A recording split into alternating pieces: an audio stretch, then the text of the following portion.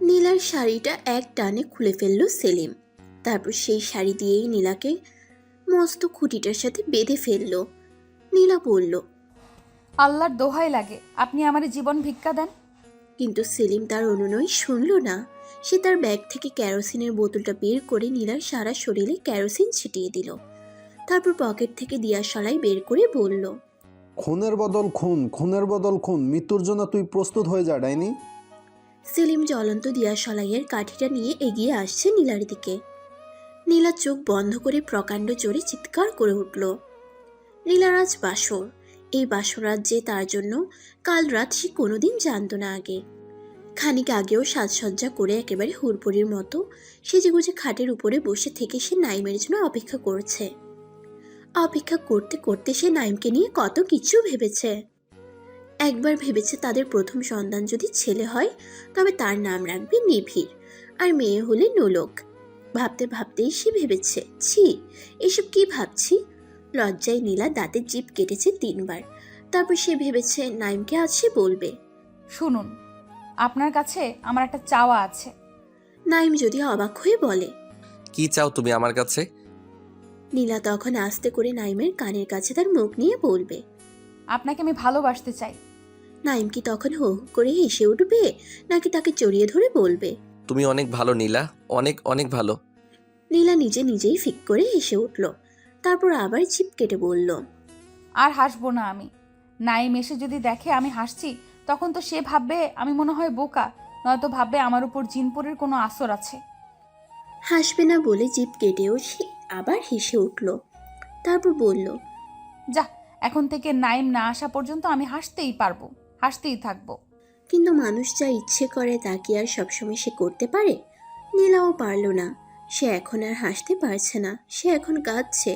কারণ বাড়িতে রেখে আসা তার ছোট্ট ভাইটির কথা তার খুব মনে পড়ছে। এই ভাইটির বয়স 6, নাম খালিদ। খালিদ তাকে ছাড়া একদিনও ঘুমোতে পারে না। রোজ দিন খালিদকে তার ছড়া শুনিয়ে ঘুম পাড়াতে হয়। আচ্ছা, আজ কি খালিদ একা ঘুমোতে পেরেছে? এইসব কিছু ভাবতে ভাবতে বারবার সে ঘড়ি দেখছে। নাইম আসতে দেরি করছে। আচ্ছা, নাইমটা এত গর্ধব কেন? সে কি জানে না বাসর রাতটা বাইরে ঘুরে খাটানোর জন্য নয়, এই রাতে স্বামী স্ত্রী দুজন একসাথে থাকতে হয়। নাইম যখন ঘরে ঢুকেছে তখন মধ্যরাত।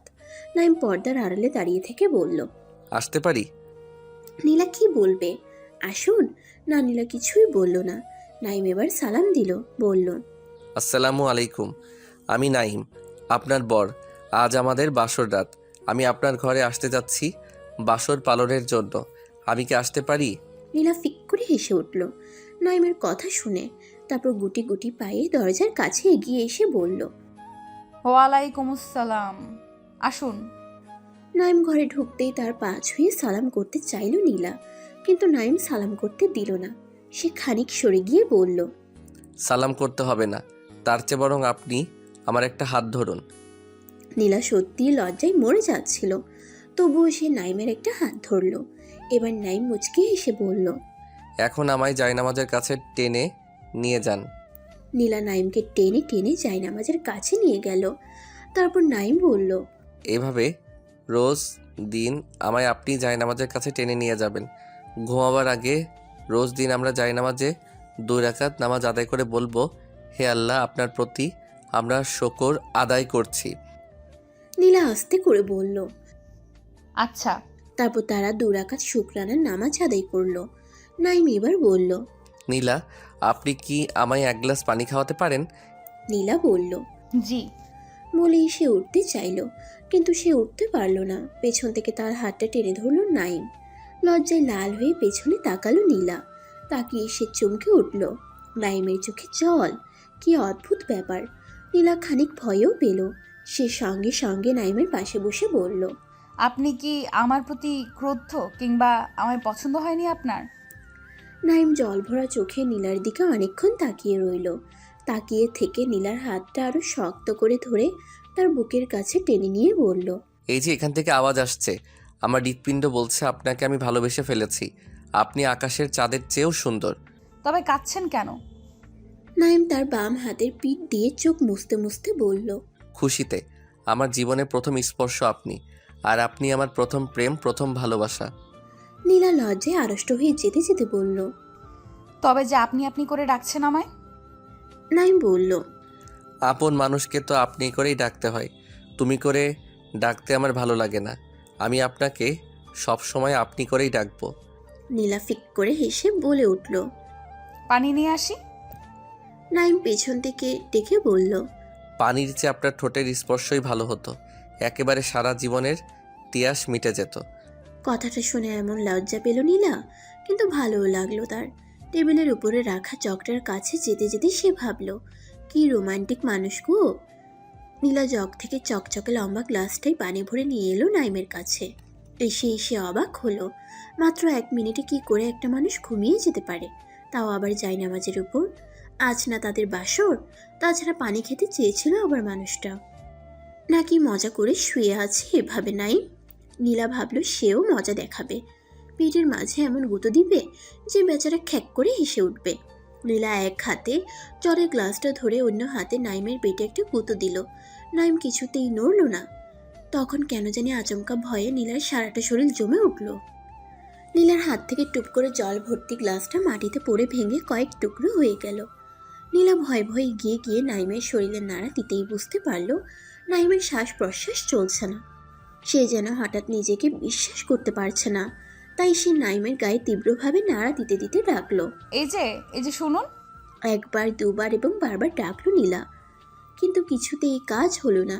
শেষে কোনো কিছুই বুঝতে না পেরে নীলা বোকার মতো চিৎকার করে কেঁদে উঠল। তার কান্নায় শেষ রাতের আকাশ, বাতাস, তারা এবং পূর্ণ যুবতী চাঁদটা পর্যন্ত কেঁপে উঠল। কিন্তু নাইমের কোনো সাড়া মিলল না। সে যেভাবে ছিল ঠিক সেভাবেই পড়ে রইল। নীলার কান্নার গলার শুনে বাড়ির সবাই চেঁকে উঠল। ভয়ে ভয়ে তারা এগিয়ে এলো নীলার ঘরের দরজার কাছে। এদের মধ্যে সবচেয়ে বেশি ভীত সন্ত্রস্ত দেখাচ্ছে নাইমের মা সালমা বেগমকে। তিনি দরজার পাশে দাঁড়িয়ে থেকে কাঁপছেন। কাঁপতে কাঁপতে তিনি দরজার কড়া নেড়ে বললেন। নীলা তার শাশুড়ির কথা শুনতে পেয়ে আরো ভয় পেয়ে গেল। এবার যে নাইমের মৃত্যু শোকেছে নিজেকে নিয়ে ভাবতে লাগলো বেশি। আচ্ছা, দরজা খুলে যদি তার শাশুড়ি দেখে নিজের ছেলে মরে পড়ে আছে বাসর ঘরে জায়নামাজের উপর, তখন তিনি বিষয়টা স্বাভাবিকভাবে মেনে নিতে পারবেন তো, নাকি সব দোষ দিয়ে বসবেন তাকে? তার চুলের মুঠি টেনে ধরে বলবেন, কাল নাগিনী, তুই আমার ছেলেরে দংশন করছত, তোরে আমি ছাড়তাম না, জেলে দিয়াম। নীলার ভয় হচ্ছে, ভীষণ ভীষণ ভয়। সে কি দরজার খিল খুলে দেবে? নীলা ধীর পায়ে দরজার পাশে গিয়ে দাঁড়ালো। তার হাত পা প্রচণ্ড রকম কাঁপছে আর ফুপিয়ে কান্না আসছে। তার হঠাৎ করে মনে পড়ছে সপ্তাহ খানেক আগের কথা। সালমা বেগম তাকে ফোন করেছিলেন একদিন বিকেলে।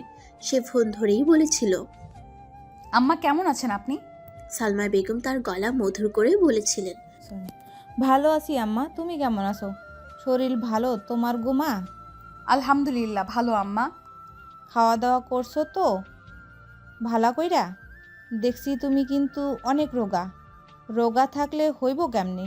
স্বাস্থ্য হইল সুখের মূল মা। এখন থাইকা দিনে 5 বার কইরা খাইবা, খাইয়া স্বাস্থ্য ঠিক করবা। নীলা আস্তে করে বলল। আচ্ছা আম্মা। তারপর সালমা বেগম বললেন, মারে, ইমানের বয়স এখন 25, তার সাথে তোমার বিয়াও দিলাম, তবু আমার মনে হয় কি জানো মা, ইমান বুঝি এই একটু পোলা মাত্র। আসলে সন্তানরা তার মার কাছে সব সময় ছোটই থাকে। ইমানের সাথে তুমি এখন থাইকা ঘর সংসার করবা। সে তোমার স্বামী মা, স্বামী হইল মাথার তাজ গো মা। যার স্বামী দুনিয়ায় নাই সে জানে স্বামী কি জিনিস। তুমি তো বেহুলার মতো জানো। সেই বেহুলা তার স্বামীর জীবন ফিরাইয়া আনার লাইগা কত রাজ্যে গেল, কত কষ্ট সহ্য করলো। এটাই হইল প্রতিভক্তি মা। আবার স্বামীও স্ত্রীর প্রতি অনেক দায় দায়িত্ব।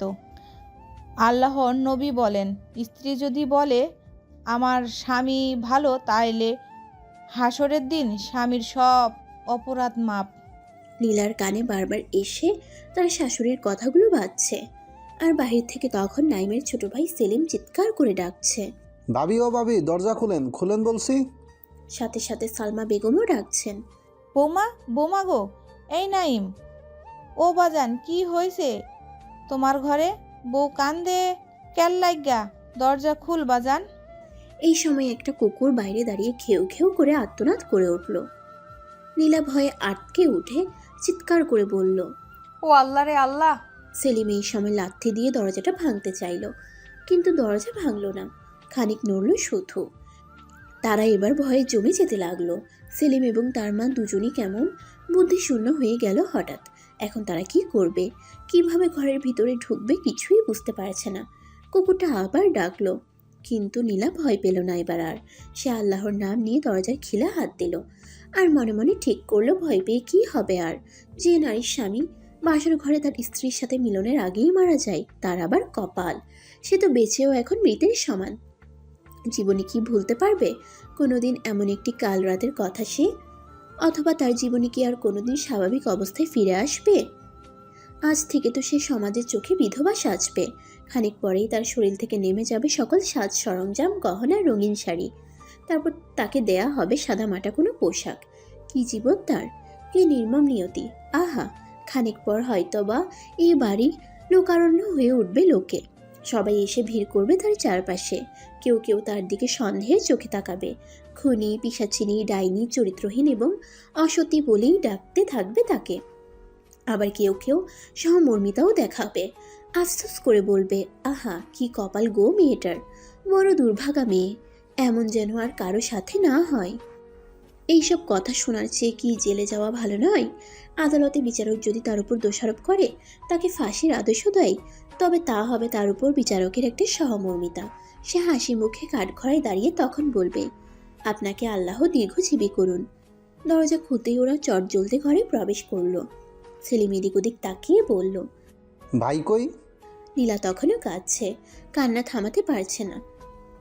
সে কান্না ভরা গলায় বলল, আপনার ভাইয়া আর কথাটা শেষ করতে পারল না, আর নীলা ধপাস করে পড়ে গেল জমিনের উপর। সেলিম দ্রুত তাকে ধরল, কিন্তু ততক্ষণে নীলা জ্ঞান শূন্য হয়ে গেল।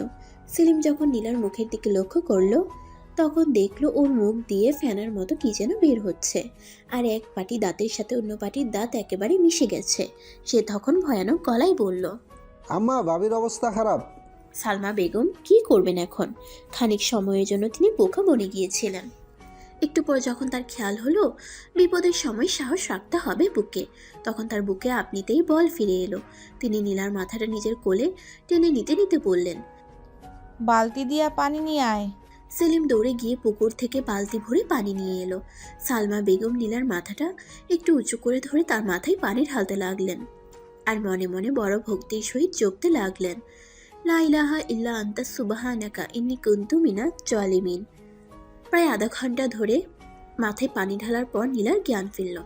জ্ঞান ফেরার পর সে আবার চিৎকার করে কেঁদে উঠল। কাঁদতে কাঁদতে সে বলল, আম্মা, আম্মা গো, আম্মা আপনার ছেলে আর নাই। সালমা বেগম কথাটা শুনে যেন বিশ্বাস করতে পারলেন না।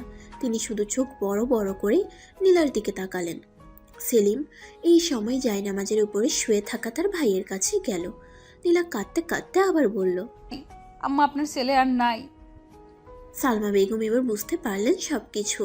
ওদিক থেকে সেলিমও চিৎকার করে কেঁদে উঠেছে। সে নাইমের উপর ঝুঁকে পড়ে ওর একটা হাত ধরে চিৎকার করে ডাকছে, ভাই, বাইরে কথা কস না কেন রে ভাই? আমার লক্ষ্মী ভাই, তুই কথা ক। সালমা বেগম কিন্তু মোটেও চিৎকার চেঁচামেচি করলেন না, শব্দ করে কাঁদলেনও না। শুধু দেখা গেল তার চোখের কোল গড়িয়ে সরু নদীর মতো জলের তোর নামছে। তিনি সেই জল হাত দিয়ে মুছছেন না। ধীরে স্থিরে পা ফেলে তিনি তার ছেলেদের কাছে গেলেন। ওখানে গিয়ে তিনি দেখতে পেলেন জায়নামাজের উপর তার দুই ছেলে। এক ছেলে জীবিত আর অন্য ছেলে মৃত। মৃত ছেলেটা শুয়ে আছে জায়নামাজের উপর। সালমা বেগম ছেলেদের পাশে বসলেন। সেলিম খুব পাগলামি করছে, চিৎকার চেঁচামেচি করছে, বারবার ডাকছে তার মৃত ভাইটিকে। সালমা বেগম নাইমের মাথাটা তার কোলের উপর টেনে নিলেন, তারপর চেয়ে থাকা চোখ দুটি বন্ধ করে নিয়ে ডাকলেন নীলাকে। বললেন, বৌমা, এদিকে আসো। সেলিম তার মার কথার উপর চিৎকার করে বলল, এই মহিলা এইখানে আসবো কেন? আমার ভাইরে সেই মারছে, খুন করছে। নাইলে একটা সুস্থ স্বাভাবিক মানুষ হঠাৎ মরে যাবো কেন? সালমা বেগম সেলিমকে ধমক দিয়ে বললেন, চুপ কর বলছি। চুপ করব? কেন চুপ করব? খুনিরে খুনি বলবো না তো কাকে বলবো? এই মহিলা খুব পরিকল্পনা করে আমার ভাইটারে মারছে। নীলা সেলিমের কথাগুলো শুনেছে, কিন্তু এসব কথা তাকে মোটেও অবাক করে দিচ্ছে না, কিংবা সে ভয়ও পাচ্ছে না এখন আর।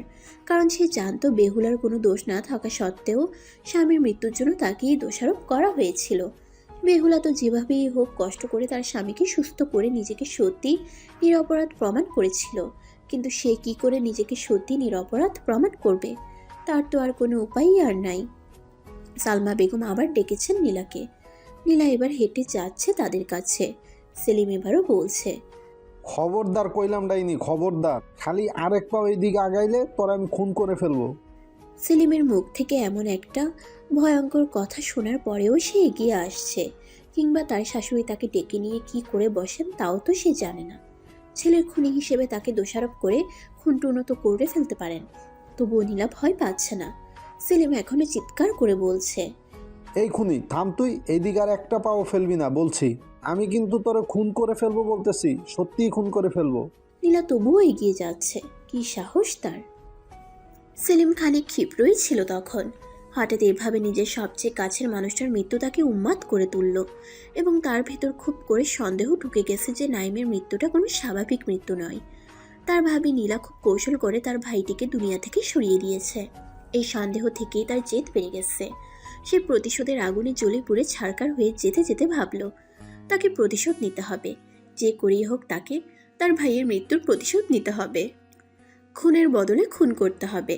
তাই নীলা তাদের কাছে ঘেঁষতেই মেঝেতে পড়ে থাকা গ্লাসের ভাঙা এক টুকরো ছুঁড়ে মারল সে নীলার উপর। নীলা সরে গিয়েও নিজেকে বাঁচাতে পারল না। সেলিম ফের ঢিল ছুড়ল।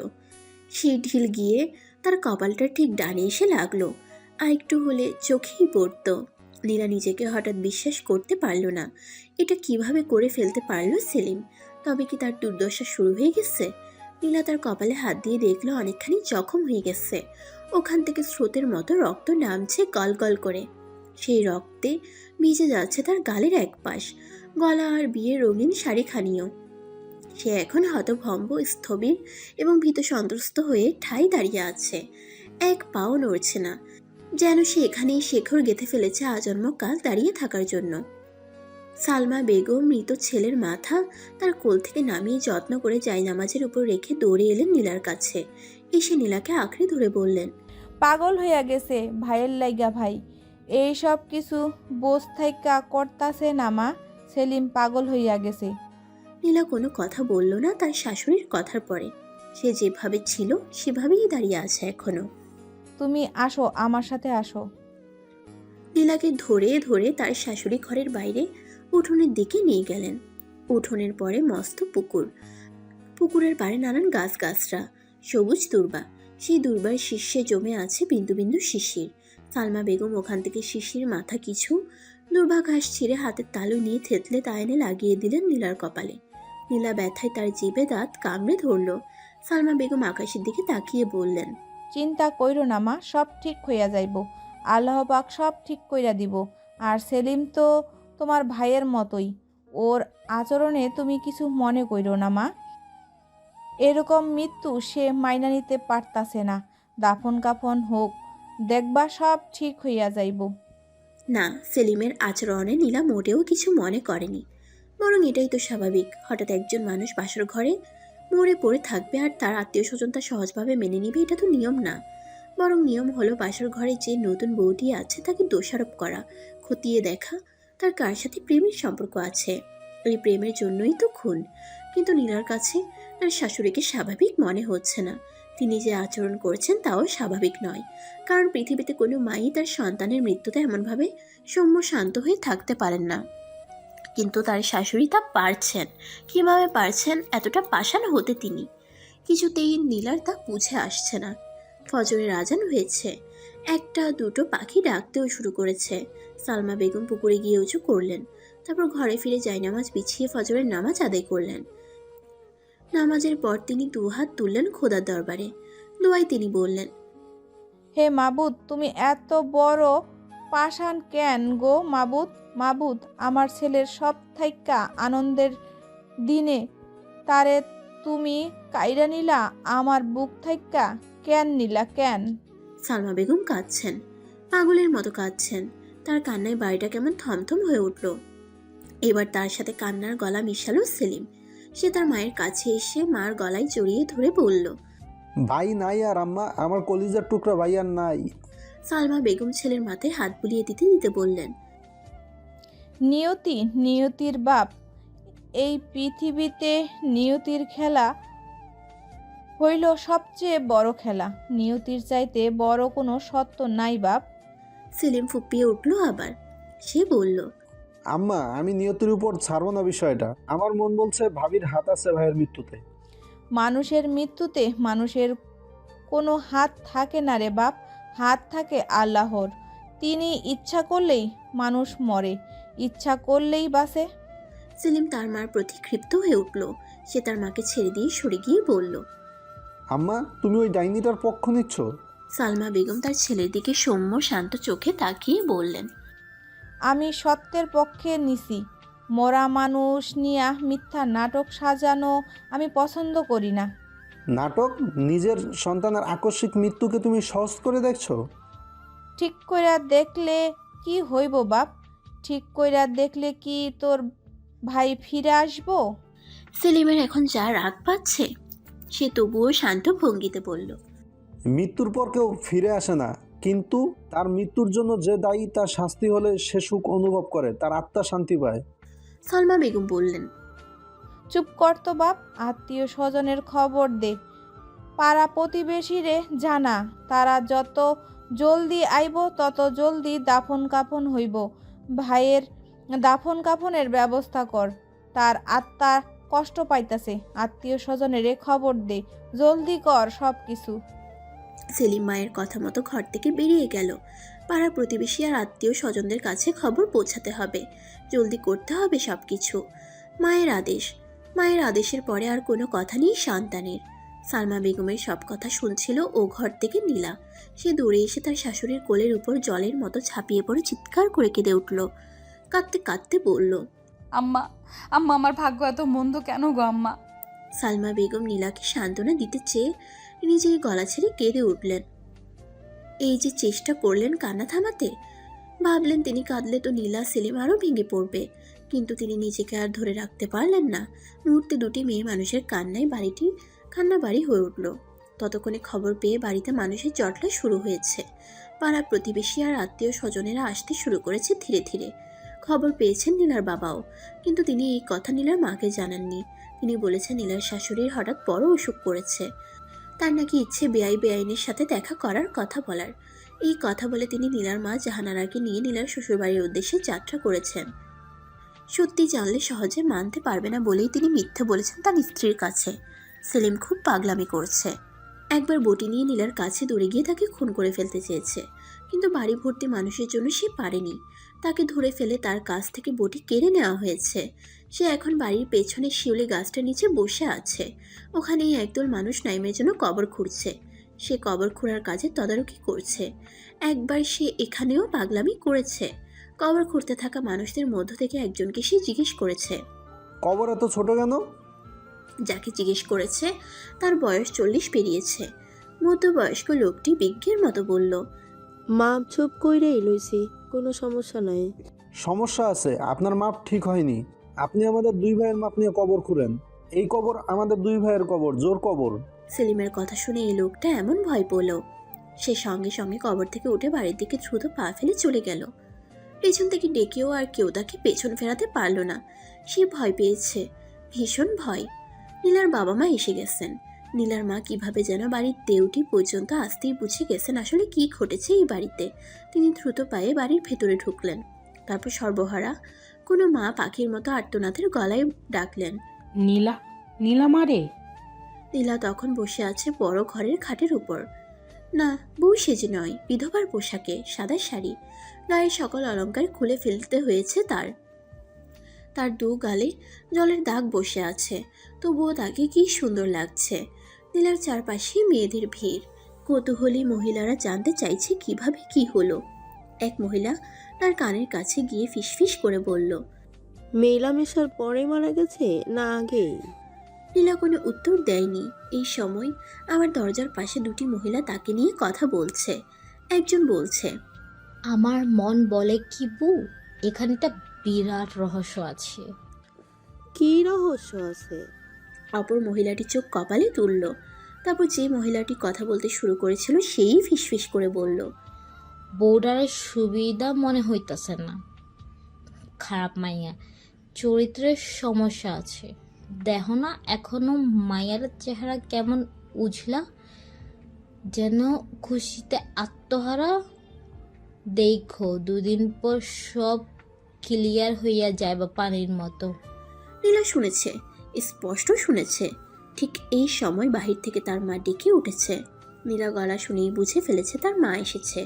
সে সঙ্গে সঙ্গে বিছানা থেকে লাফিয়ে নেমে দরজা পেরিয়ে বাইরে চলে গেছে।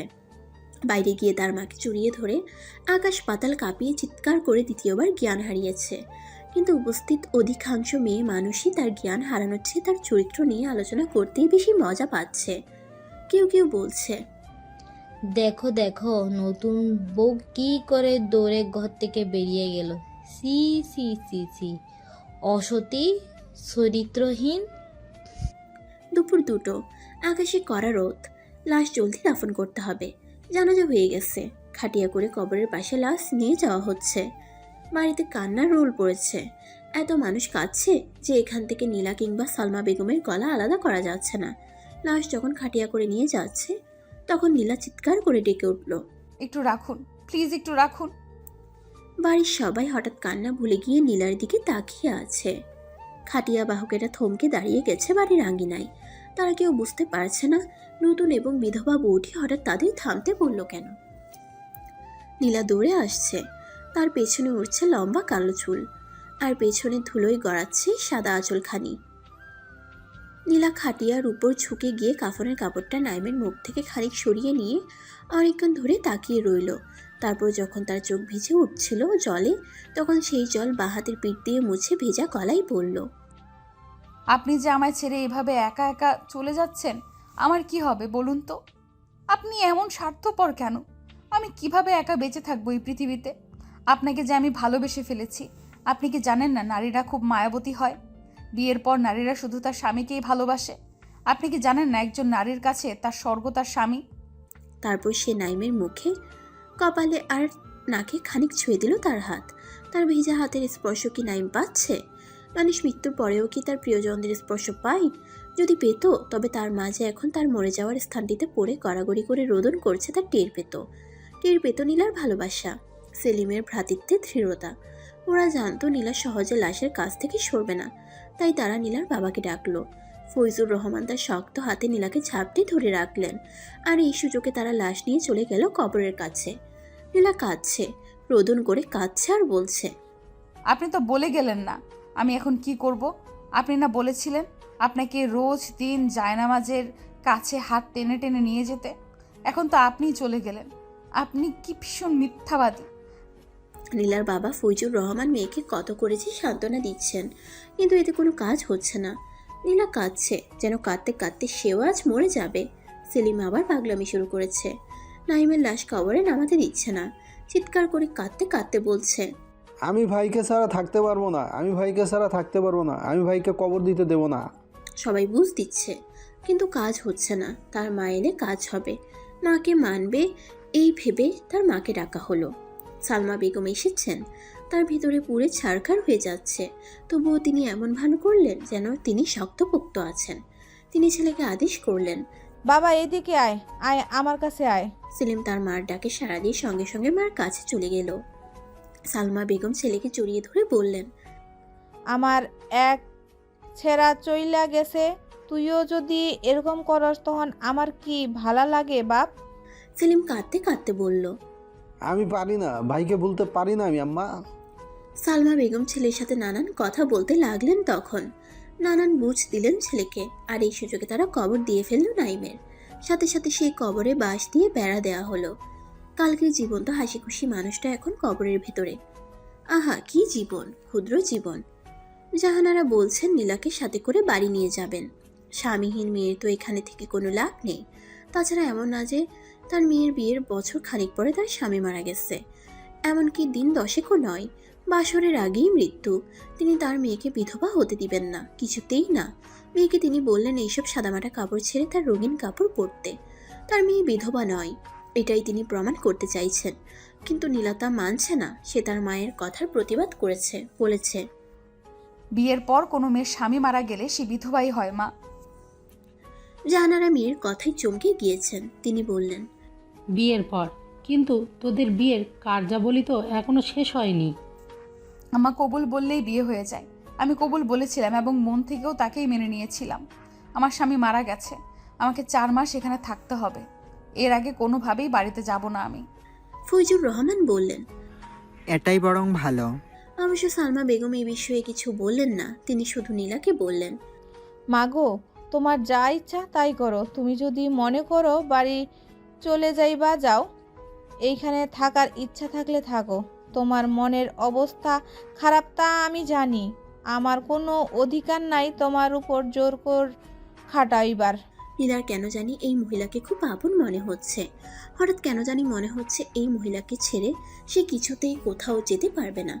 চলে গেলে তিনি অনেক কষ্ট পাবেন, অনেক অনেক কষ্ট পাবেন।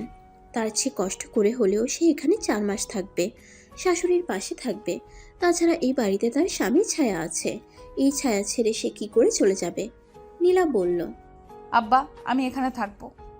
ফৈজুর সাহেব বললেন, আচ্ছা, এইখানেই থাকো তুমি মা। আমি কয়দিন পর পর তোমারে আইসা দেখা যাব। তোমার মার ইচ্ছা হইলে সেও আসবো। নীলা বলল। আচ্ছা। তার বাবা মা চলে যাওয়ার সময় নীলার কি যে কষ্ট হলো। সারা সন্ধ্যা সে বিছানায় পড়ে থেকে বালিশে মুখ ডুবিয়ে কেঁদেছে আর ভেবেছে, মাত্র একদিন আগেও তার জীবনটা কি সুন্দর ছিল। পাশের ঘরে ফুল সজ্জিত বিছানায় বসে বসে কত স্বপ্ন সে মনে মনে এঁকেছিল। সে কি তখন জানতো তার একটি স্বপ্নও আর পূরণ হবে না? নীলার ফুপিয়ে কান্না আসছে। আজ তার বাবা মার সাথে খালিদ আসেনি। খালিদের কথা সে জিজ্ঞেসও করেনি তাদের কাছে। কিন্তু এখন খুব মনে পড়ছে ছোট ভাইটির কথা। খুব কষ্ট হচ্ছে তার, খুব খুব খুব কষ্ট। হঠাৎ সে তার পিঠে কোমল একটা হাতের স্পর্শ পেল।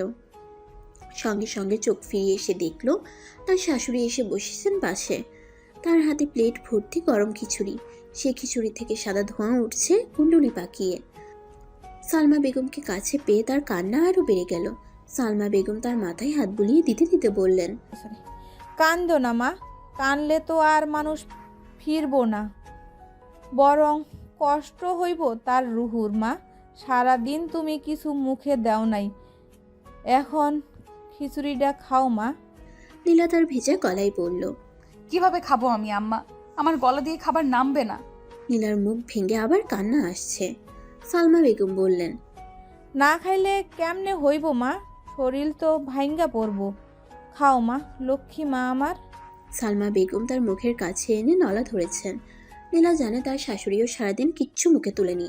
সে তার শাশুড়িকে বলল, আপনি যদি খান তাহলে আমিও খাবো আম্মা। সালমা বেগম বললেন, আমিও খাই আম্মা, এই দেহ খাইতাছি। বলেই সালমা বেগম নিজের মুখে এক নলা ভাত নিলেন। তারপর নীলার মুখেও দিলেন। কি কষ্ট হলো যে সেই ভাত খেতে নীলার। রাতে নীলা তার শাশুড়ির সাথে ঘুমোতে গেল। ঘুমাবার আগে তার শাশুড়ি নাইমের বিষয়ে কত কি গল্প করলেন। নীলা সেসব মনোযোগ দিয়ে শুনল এবং অন্ধকারে চাপা স্বরে কাঁদল। আগের রাতে ঘুম না হওয়ায় এবং সারাদিন কান্নাকাটি করায় সালমা বেগমের শরীর ছিল ক্লান্ত। তাই তিনি হঠাৎ ঘুমিয়ে গেলেন। তার ঘুম যখন ভাঙল তখন রাত 3টে। তিনি ঘুম থেকে উঠিয়ে বিছানায় শূন্যতা অনুভব করলেন। তিনি তার ডান হাতটা বিছানায় রাখলেন, কিন্তু নীলার স্পর্শ পেলেন না। খুব ভয় পেয়ে গেলেন তিনি। সঙ্গে সঙ্গে টর্চ জ্বালালেন। আর তখনই তার ভয়টা আরও বেড়ে গেল, কারণ ঘরের দরজাটা ছিল খোলা। তিনি চিৎকার করে ডাকলেন, সেলিম, সেলিম। সেলিম তার ঘর থেকে জলদি বের হয়ে এলো। সেও ঘুমিয়ে গিয়েছিল। সালমা বেগমের ডাকে হঠাৎ জেগে উঠেছে। সে ভীত সন্ত্রস্ত গলায় বলল, কি হয়েছে আম্মা? সালমা বেগম কাঁপা গলায় বললেন, বোমা ঘরে নাই? ঘরে নেই মানে? সালমা বেগম বললেন, আমি ঘুমাইয়া গেছিলাম, ঘুম থেকে উঠা দেখি বিছানার আমার পাশে সে নাই। তারপর লাইট জ্বালাইয়া দেখি দরজা খোলা।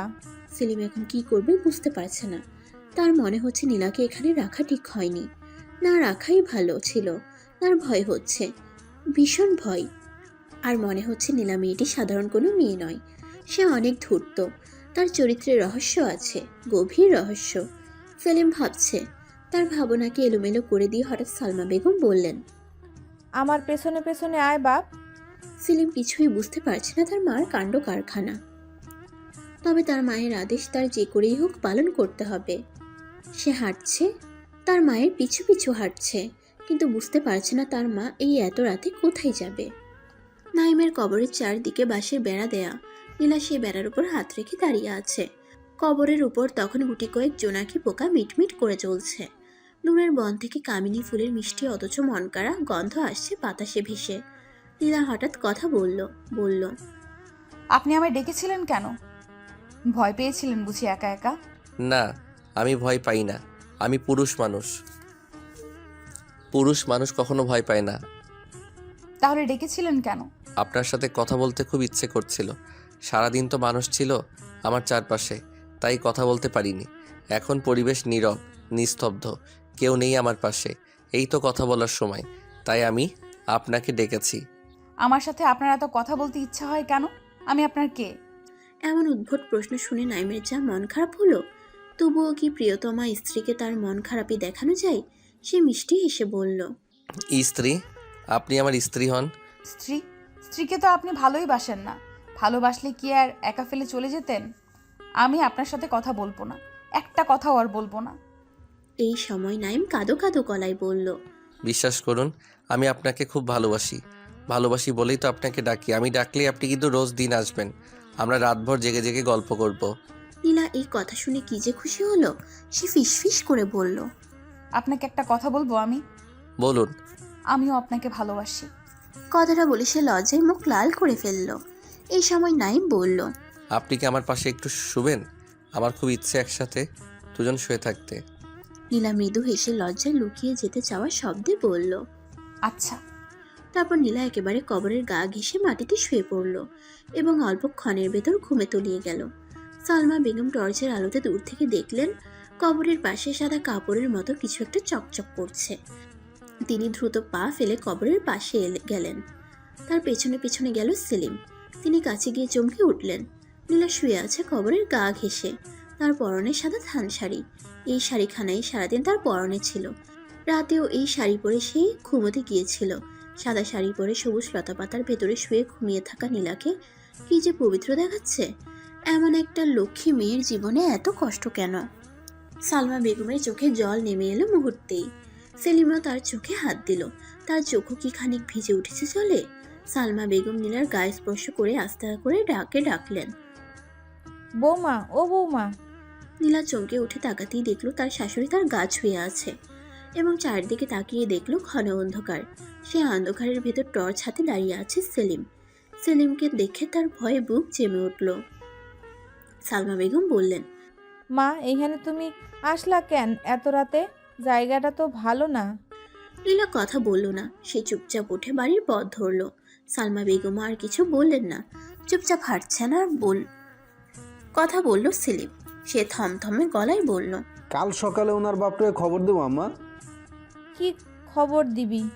আটকে ওঠা গলায় জিজ্ঞেস করলেন সালমা বেগম। সেলিম বলল। এইখানে কোন ভরসায় ওনারা রাখবেন আপনি? ওনার ব্রেনের সমস্যা। পাগল ছাড়া কি নিশিরাতে কেউ এমনি কবরের পাশে গিয়ে শুয়ে থাকে? নীলা কথাগুলো শুনছে আর হাঁটছে।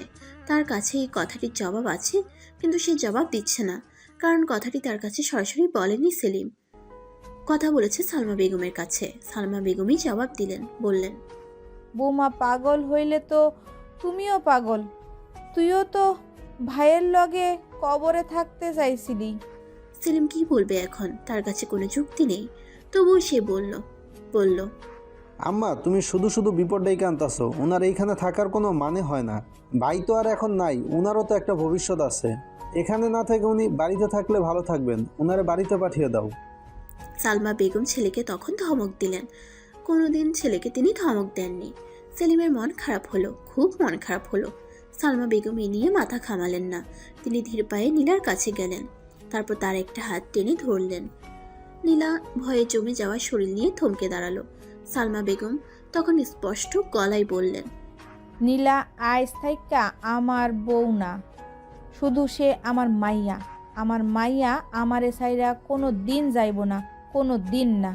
তার শাশুড়ির এই ভরসার কথাটি শুনেও নীলার কান্না পেয়ে গেল। কি অদ্ভুত, নারীরা অত মায়াবতী হয় কেন? ঘরে ফিরে সালমা বেগমের দু চোখ আর এক হলো না। অনেকক্ষণ শুয়ে থাকার পর তিনি নীলাকে বললেন, বৌমা তুমি আর ওইখানে যাইও না কেমন মা? নীলা বড় কাতর গলায় বলল। আমি তার কথায় অবাধ্য হব কি করে আম্মা? তিনি যে আমার স্বামী।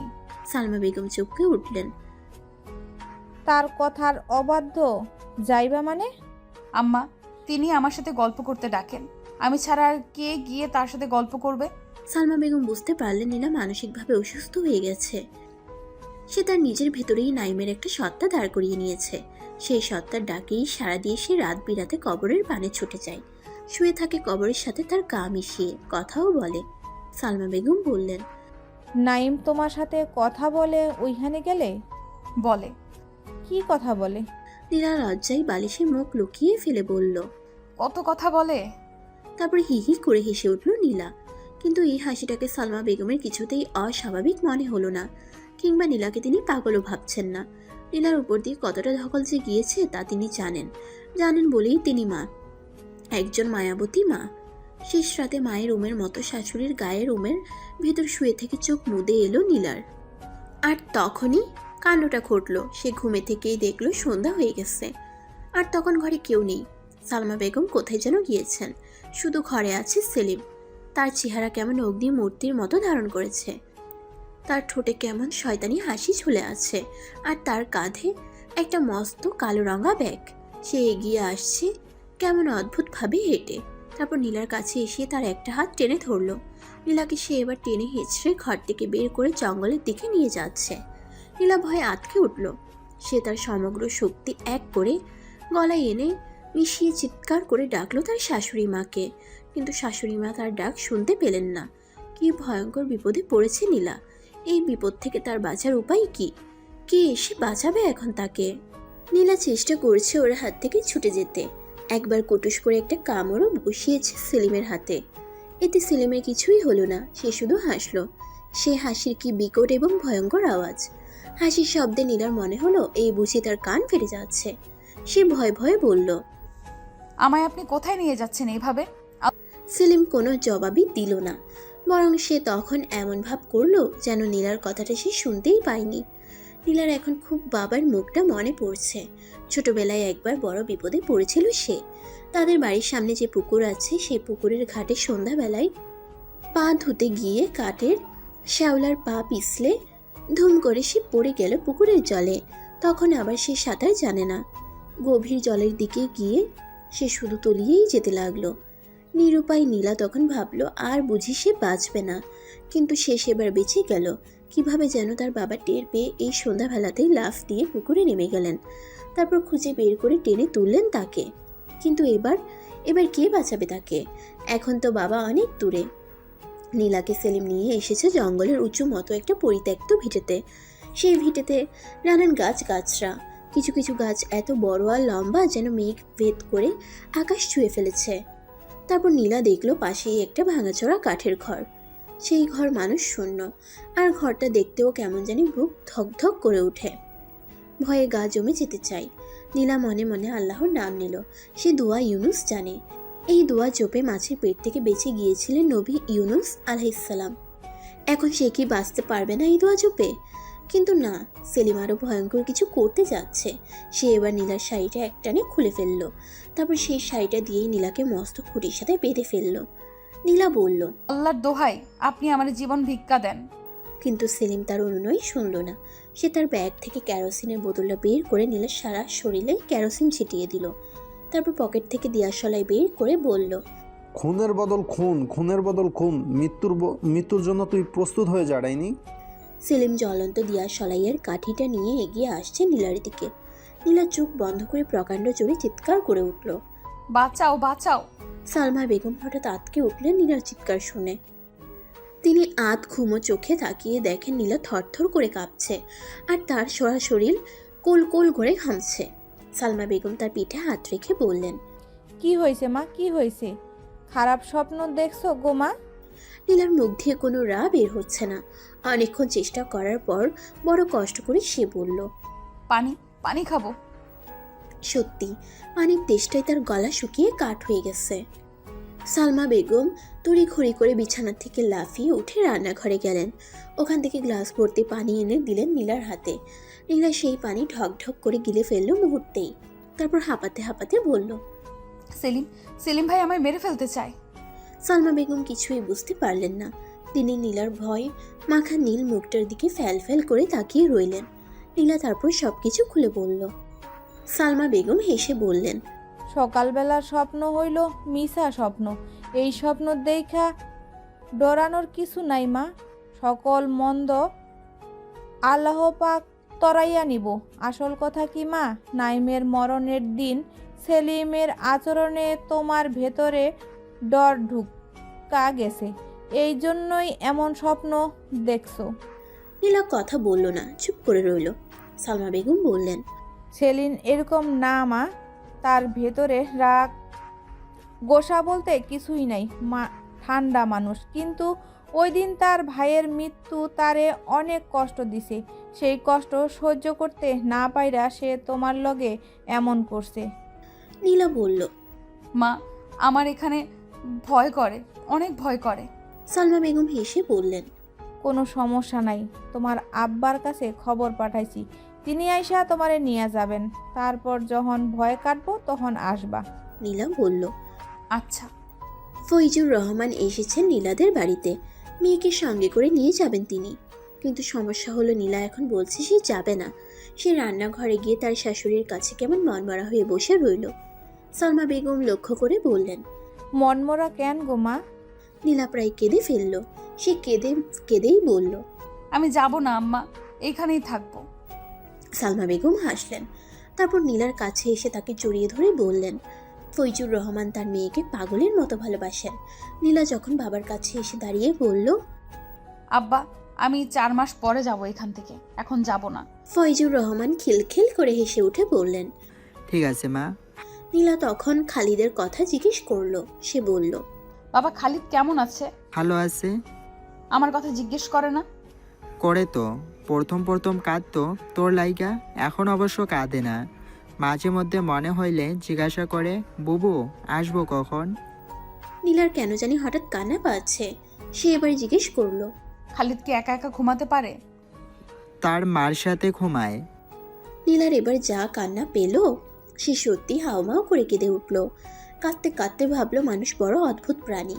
তাদের জীবন কারোর জন্য থেমে থাকে না, যেমন খালিদের থাকছে না তার জন্য, কিংবা তার থাকছে না খালিদের জন্য। ফয়জুল সাহেবের খারাপ লাগছে, খুব খারাপ লাগছে। তার কান্না আসছে বুক ভেঙে, কান্না আসছে তার মেয়েটির কষ্টের কথা মনে করে। আহারে, এমন লক্ষ্মী একটা মেয়ের জীবনে কি করে এমন হয়ে গেল? অন্য কারোর মেয়ের তো এমন হলো না, তার মেয়ের কেন এমন হলো? তিনি কি অত বড় পাপ করেছেন যে এর এত বড় শাস্তিটা তার মেয়েকেই শুধু পেতে হলো? সময় কারোর জন্য থেমে থাকে না, সে বয়ে চলে তার আপন গতিতে। নীলার বিয়ের আজ 2 মাস 16 দিন পার হলো, আর তার বিধবা হওয়ার আজ 2 মাস 15তম দিন। এই সময়ের প্রত্যেকটা সেকেন্ড জানে নীলার দীর্ঘশ্বাস কতটা ভারী। সে এখন শব্দ করে কাঁদতেও পারে না, সে কাঁদে নীরবে, চুপি চুপি অন্ধকারে। সে এখন শব্দ করে কাঁদতেও পারে না, সে কাঁদে নীরবে, চুপি চুপি অন্ধকারে, যেন কেউ না দেখতে পায় তার এই আহাজারি, তার এই দুঃখ। কিন্তু একজন ঠিক দেখেন তার এই কষ্ট, তিনি জানেন তার দীর্ঘশ্বাসের ওজন। বিকেল, দগদগে সূর্য তেজ হারিয়েছে অনেকখানি। নীলা রোজ দিনের মতো নাইমের কবরের কাছে অনেকক্ষণ দাঁড়িয়ে থাকার পর বাড়ি ফিরছিল। এই সময় সে মধ্যবয়স্ক 2জন মেয়ে মানুষের গলায় থমকে দাঁড়ায়। ওরা কথা বলছে ঘরের বারান্দায় বসে। একজন নীলাদের ঘরের কাজের মেয়ে কুলসুম, আর অন্যজন ও বাড়ির খালেদা দাই। খালেদা দাই বলছে, মানসি কয় না মার চাই মাসির দরদ বেশি, নইলে কি আর নিজের বাপ মা থইয়া মরাপতির মায়ের বাপের সেবার লইয়া পইরা থাকে কোনো মানুষ? কুলসুম তখন খিলখিল করে হেসে উঠে বলল, না গবু, তুমি ঘটনা ধরতে পারো নাই। মার চেয়ে মাসির দরদ বেশি না, স্বামীর চেয়ে দেওরের দরদ বেশি। বলে আবার হেসে উঠল কুলসুম। খালেদা তাই কথাটা শুনে চোখ কপালে তুলল। তারপর অদ্ভুত কণ্ঠে বলল, হাসানি, কুলসু জীবনে মিশা কয় না বু, সে তার স্পষ্ট নয়নে দেখা কথা কয়। কুলসু কি দেখছত? সিগনাল কিছু দেখছত? বউ তুমি এখন যাও তো, আয়সে শুনবো পরে। অক্ষণই যাই আমগা। খালি ক সিনাল কিছু দেখছ? তুই দেখছি না তো কি রাইতে নিশি হইলেও বুড়ে শাওরিরে ঘুম পাতাইয়া ধুইয়া দেওরে শৈলে তা দেয়। বলে অশ্লীল হাসিতে ভেঙে পড়ে কুলসুম। খালেদা দাই দ্রুত পায়ে কেটে পড়ে। নীলার তখন মনে হয় তার পায়ের নিচে কোনো মাটি নেই বুঝি। সে কেমন অসহায়ের মতো আকাশের দিকে তাকায়। তারপর দেখে তার চোখ দুটি জ্বলে জ্বলে উঠছে। সে এবার দ্রুত হেঁটে ঘরের ভেতরে ঢুকে যায়। ঘরের ভেতর ঢুকে দরজাটা ঠাস করে বন্ধ করে দেয়। তারপর বিছানায় উপর হয়ে পড়ে গিয়ে ঢাউস বালিশের পেটে মুখ ডুবিয়ে কাঁদতে শুরু করে। আহা, সে কি কান্না! তার নিজেকে খুব অসহায় মনে হচ্ছে, খুব খুব অসহায়। নীলা ভাবছে তার নিজের কথা, মেয়ে হয়ে জন্মানোর অপরাধের কথা। এখানে থাকা কি তার ঠিক হচ্ছে না? তবে তাকে নিয়ে সমাজে সবাই সমালোচনায় মেতে উঠেছে। এই জন্যই তো সেলিম ওই দিন বলল তাকে বাড়ি চলে যেতে। সে বাড়ি চলে যাবে, এখানে আর এক মুহূর্তও না। নীলা চিঠি লিখলো, তার বাবার কাছে চিঠি লিখলো। সেই চিঠি লিখতে গিয়ে চোখের জলে ভিজে উঠল অক্ষর। সে আবার সেই চিঠি ছিঁড়ে ফেললো, তারপর আবার লিখলো, আবার ছিঁড়লো। কেন এমন করছে সে? নীলা কি করবে কিছুই বুঝতে পারছে না। সে এখন ভাবছে, এতদিন তো সে সহ্য করেছেই, এখন আর কটা দিন? এই তো 4 মাস হয়ে এলো। সে কষ্ট করে থাকবে, থাকতেই হবে যে তাকে। সালমা বেগম ঘরে ছিলেন না, তিনিও বাড়িতে বেড়াতে গিয়েছিলেন। ওখান থেকে এসে দেখে নীলার চোখ মুখ লাল, ফুলে ফেপে আছে। তিনি দেখেই বুঝলেন নীলা কেঁদেছে। সালমা বেগম তার কাছে গেলেন, তারপর নীলার মাথায় হাত বুলাতে বুলাতে বললেন, মন খারাপ মা?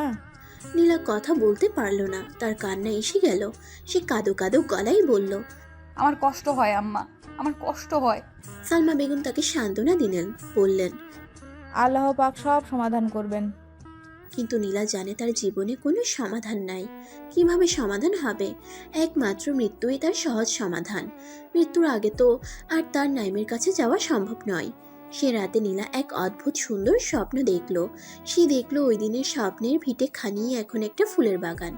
সেখানে কত জাতের যে ফুল ফুটে আছে, আর কত রঙের প্রজাপতি পাখি। আর ভাঙা ঘরটা এখন নতুন, কি যে সুন্দর লাগছে দেখতে। সে দাঁড়িয়ে আছে ঘরের সামনে, তার পরনে লাল টুকটুকে একটা শাড়ি। সে অপেক্ষা করছে একজনের জন্য। সেই একজনটা কে? নীলা দেখলো সামনের রাস্তা ধরে নীল পাঞ্জাবি পরে কেউ একজন এগিয়ে আসছে।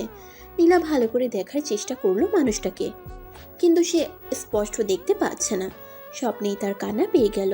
ঘুম ভাঙলো তার কান্না নিয়ে, কিন্তু আজকের কান্না সে তার শাশুড়িকে দেখালো না। সে নাইমের কাছে গিয়ে সবকিছু বলবে বলে বিছানা থেকে ধীরে স্থিরে উঠে টিপ টিপ পায়ে দরজা খুলে সে চলে গেল নাইমের কবরের কাছে। কিন্তু ওখান থেকেও সে এলো প্রচণ্ড কান্না নিয়ে, কারণ নাইম তার সাথে আজ কোনো কথা বলেনি। সে তার সাথে কি নিয়ে রাগ সে বুঝতে পারছে না। ঘরে ফিরতেই নীলা দেখলো সালমা বেগম জেগে উঠেছেন। তিনি তাকে দেখেই বললেন, নাইমের কাছে গেছিলাম মা? নীলা কাঁদো কাঁদো গলায় বলল। জি মা। তারপর সে গাঢ় কান্নায় ভেঙে পড়ল। কাঁদতে কাঁদতে সে বলল, তিনি আমার সাথে কথা বলেন না আম্মা, আমার সাথে কথা বলেন না। সালমা বেগম নীলার দিকে তাকিয়ে তার কান্না দেখছেন আর মনে মনে জগছেন, পৃথিবীতে এমন পবিত্র মেয়ে আমি আর দেখিনি। নীলা আজ চলে যাবে তার বাপের বাড়ি। সকালবেলা তার বাবা ফৈজুর সাহেব এসেছেন। বাবাকে কতদিন পরে দেখেছে নীলা। ফৈজুর রহমান ঘরে দৌড়ে এসেই যখন নীলাকে মা বলে ডাকলেন, তখন নীলার খুব অভিমান হলো। তার বাবা অনেক অনেক দিন ধরে তাকে দেখতে আসেন না। এই জন্য সে মনে মনে ঠিক করেছে আজ বাবার কাছেই যাবে না, লুকিয়ে থাকবে। কষ্ট পেয়ে বাবা বুঝুক আপন মানুষদের অবহেলার কী যন্ত্রণা। কিন্তু নীলা কি কষ্ট দিবে তার বাবাকে? ফৈজুর রহমান যখন দ্বিতীয়বার মা বলে ডাকলেন তাকে, তখন ঘরের দরজা একটানে খুলে সে পাগলের মতো দৌড়ে বেরিয়ে গেল তার বাবার কাছে। তারপর বাবার বুকে জলের মতো ঝাঁপিয়ে পড়ে হাউমাউ করে কেঁদে উঠল। এই যে কত অভিমানের কান্না, কত ভালোবাসার কান্না, তাকে সহজ করে দুবাক্যে প্রকাশ করা যায়? ফৈজুর সাহেবের বুকে নীলা ছোট ছোট কিল বসিয়ে কান্না ভেজা গলায় বলছে, আব্বা, তুমি আমায় ভুলে গেছো? আমি অপয়া হয়ে গেছি না আব্বা? ফৈজুর সাহেবের 2 চোখ জলে ভরে গেছে। তার জল তেষ্টায় শুকনো গলায় কান্না জমেছে অনেক। তার এই মুহূর্তে মনে পড়ছে সেই ছোট্ট নীলার কথা। তিনি তখন ঢাকায় থাকেন, একটা ফার্মে চাকরি করেন। বাড়ি ফিরেন অনেকদিন পর। সে অনেকদিন পর ফেরার কারণে নীলা প্রথম অভিমান করে থাকতো, কিন্তু এক দুবার মায়া ভরে ডাকলে আর গা ধরে থাকতে পারতো না। তখন দৌড়ে এসে ঝাঁপিয়ে পড়তো বুকের উপর, তারপর তার বুকের উপর ছোট্ট গোল গোল হাতের কিল বসিয়ে বলতো, আরও কোনো দিন দেরি করে আসবা তুমি? আরও কোনো দিন দেরি করে আসবা? যদি আরেকবার দেরি করে আসো তবে কিন্তু মেরে ফেলবো তোমায়। ফয়জুর রহমানের চোখ থেকে জল নেমে পাঞ্জাবি ভিজে যাচ্ছে। তিনি হঠাৎ কেঁদে উঠলেন শব্দ করে। এক অপার্থিব দৃশ্য, বাবা আর মেয়ে দুজনকে জড়িয়ে ধরে কাঁদছে। এমন দৃশ্য বড় মায়াময়। সালমা বেগম এই দৃশ্য দেখে আবেগপ্রবণ হলেন। অনেক কষ্টে নিজের কান্না আড়াল করে বললেন, বিয়াই বাপ মেয়ে কান্দনের অনেক সময় পাবেন, এখন ঘরে আসেন। অনেক দিন পর আপনারে পাইছি, এই সময় আপনার সাথে আনন্দে কাটাইতে চাই। ফয়জুর রহমান বড় কষ্টে নিজেকে সংবরণ করলেন। তারপর নীলাকে শান্ত করে তার একটা হাত ধরে ঘরে গেলেন। নীলা তার বাবার সাথে খাটের উপর বসতে বসতে বলল, খালিদ কেমন আছে আব্বা? ভালো আছে, আমার সাথে আসতে চাইছিল, আমি নাই। আনলেন না কেন আব্বা? বড় অভিমানী গলায় কথাটা বলল নীলা। ফয়জুর রহমান বললেন, আজ তো তুই আমার সাথে যাবি, আনলে আর লাভ কি? ছোট মানুষ, শুধু কষ্ট করে হেঁটে আসবে। এই সময় ঘরে এলো সেলিম। সে এসে সালাম দিয়ে জিজ্ঞেস করলো ফয়জুর রহমানকে। নীলা তখন ওখান থেকে উঠে চলে যেতে বলল, তোমরা কথা বলো আব্বা, আমি শরবত নিয়ে আসি। নীলা উঠে যেতেই শরবত নিয়ে এলেন সালমা বেগম। তিনি এসে শরবত দিয়ে আবার চলে গেলেন। ফয়জুর রহমান শরবত খেয়ে ট্রের উপর শূন্য গ্লাসটা রাখতে বললেন, জমিনে ধানের সাজ কেমন গো বাবা? পোকা টোকা তো ধরে নাই? সেলিম বলল, না তালই সাহেব, আলহামদুলিল্লাহ ধানের সাজ ভালো। এখন একটু বৃষ্টি হলেই অনেক ভালো ধান হবে। ফয়জুর রহমান হাসলেন, হেসে বললেন, আজ তো নীলাকে নিয়ে চলেই যাব। তুমি মাঝে মধ্যে বেআইন সাহেবকে নিয়ে বেরাবা আমাদের বাড়িতে। ফয়জুর রহমানের কথাটা শুনে সেলিমের কেন জানি হঠাৎ কষ্ট অনুভব হলো। এই এতদিন ধরে নীলা এখানে থাকায় সে তো তাদের ঘরেরই একজন হয়ে উঠেছিল, আর এখন চলে যাবে এই কথা ভেবেই তার কষ্ট হচ্ছে। তার এখন মনে হচ্ছে পৃথিবীটা কি ভীষণ অদ্ভুত এক জায়গা, এবং মানুষের জীবনটা আরো বড় অদ্ভুত। আর যদি তার ভাই বেঁচে থাকতো তবে নীলা এখানেই থাকতো, কোনোদিন চলে যেত না। তার ভাইয়ের ছোট ছোট ছেলে মেয়ে হতো, সেই ছেলে মেয়েরা তার হাত ধরে খুঁটি খুঁটি পায়ে হাঁটতে হাঁটতে ডাকতো কাকা কাকা বলে। আহারে, এমন কেন হলো তবে? তারপর সেলিম ফয়জুর রহমানকে নিয়ে গেল নাইমের কবরের কাছে। কবরটা কেমন এখন পুরনো দেখাচ্ছে। কবরের ভেতর শ্যাওলা জমেছে, লতা পাতাও বেড়ে উঠেছে কিছু। সেলিম কবরের বেড়ায় হাত দিয়ে হাউমাউ করে কেঁদে উঠল। ফয়জুর রহমান তাকে জড়িয়ে ধরলেন, ধরে ভেজা গলায় বললেন, কাইন্দো না বাপ, ভাইয়ের আত্মায় কষ্ট পাইব। সালমা বেগম চুপ হয়ে আছেন, একটা কথাও বলছেন না। তার চোখ টলমল করছে জলে। নীলা অনেকক্ষণ ধরে দাঁড়িয়ে আছে তার শাশুড়ির কাছে। সে কাপড় চোপড় পরে প্রস্তুতি নিয়ে দাঁড়িয়ে আছে। সালমা বেগম অনুমতি দিলেই ঘর থেকে বের হয়ে স্বামীর কবর হয়ে একেবারে বাড়ি চলে যাবে, কিন্তু শাশুড়ির অনুমতি মিলছে না। তিনি কথাই বলছেন না।